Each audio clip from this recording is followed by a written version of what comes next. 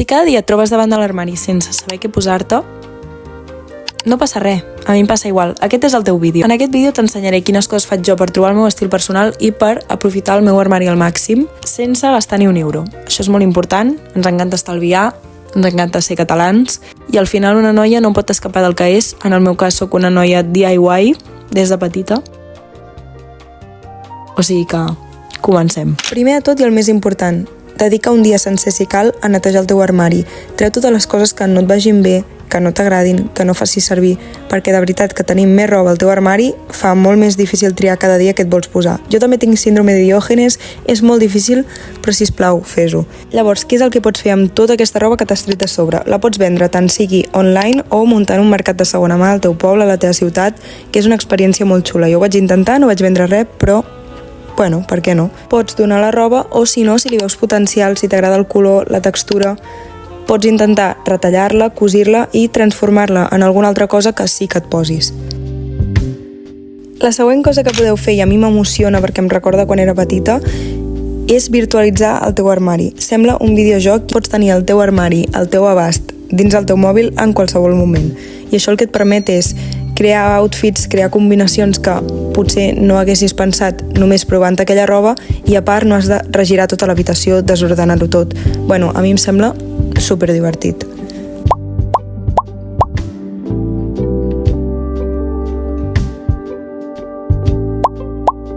Hi ha 1000 aplicacions per fer això. Jo utilitzo una que es diu Indix, que és la primera que vaig trobar, i l'únic que has de fer és una foto de la peça de roba en un fons pla, et treu el fons, pots triar la categoria de la peça de roba, la marca, el color, i aleshores se't queda tot l'armari com registrat. Tu pots fer les teves combinacions i les pots posar en qualsevol dia del calendari, et pots fer una carpeta que sigui per un viatge i així saps exactament què et posa a la maleta, bueno, hi ha 1000 coses. Següent cosa, poseu-vos la roba que teniu de manera diferent a l'habitual. Una que m'encanta fer a mi, per exemple, és posar-me mocadors com a tops a l'estiu. Aquí us deixo 6 exemples que m'encanta com queden.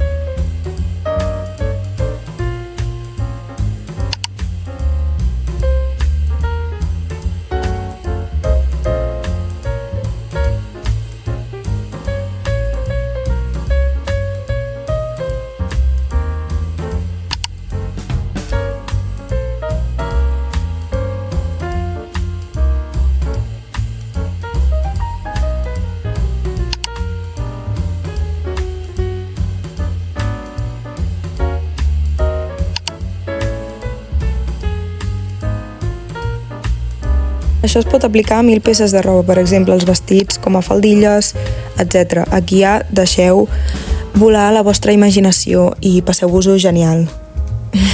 També pots utilitzar les samarretes de màniga llarga com a tops, d'aquesta manera.